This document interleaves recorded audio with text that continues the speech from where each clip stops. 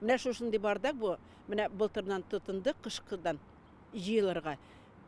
Мен инде хотел даже субботник организовать итеп нитәргә, но кимеми гел өстәре бара. Иске диван төзелеш калдыклары ни генә юк монда. Казанның Киров районындагы Повстанческий урамы бу. Биредә 40 елдан артык гомер итүче Дилшат Бариева әйтүенчә, шәхси йортлар янында шүп иеме ярты ел элек барлыкка килгән. Лучше совесть контроль дей, бездән үзебездән дә зависит, но без инде үзебез ашаган җирдә естественно гадить итмибез. Аны бит посторонний кеше килеп атып китә. Менә бу диваннар бездән түгел.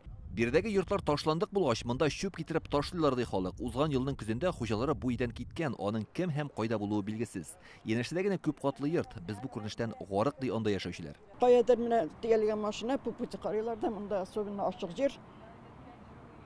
Бушаталар шунда. Олы газельләр белән бушаталар. Кара менә монда хәзер. Аннан соң biz менә монда торабыз.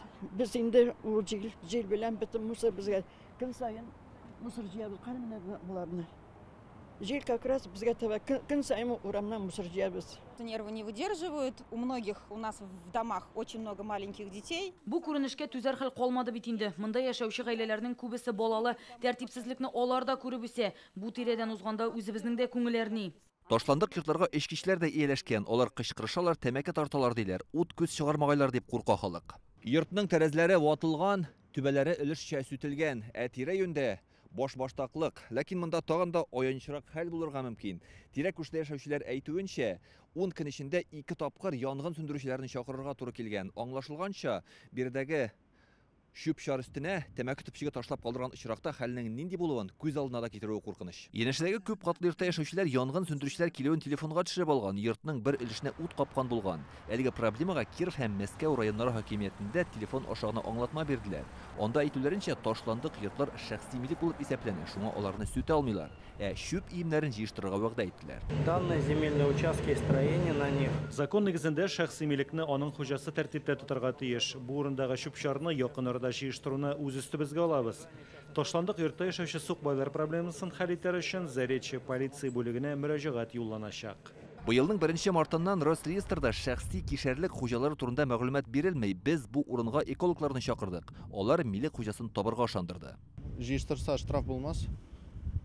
Аннан соң 60 көн эчендә җыештырмаса, инде ущерб шутлыйбыз, саныйбыз. Шуны түләп булайны, штраф булайны бай. Бу хәлне Казанның административ техник инспекциясе да үз контроленә алды. Алар безгә язмача аңлатма юлладылар. Бу участок буенча административ техник инспекция идарәсенә мөрәҗәгатьләр килде. Әлеге мәсьәләне үз күзәтүебезгә алдык. Хәзер җир кишәрлеге хуҗаларын ачыклыйбыз. Аларга әйләнә-тирәне пычратырга ярамау турында кисәтү җибәреләчәк.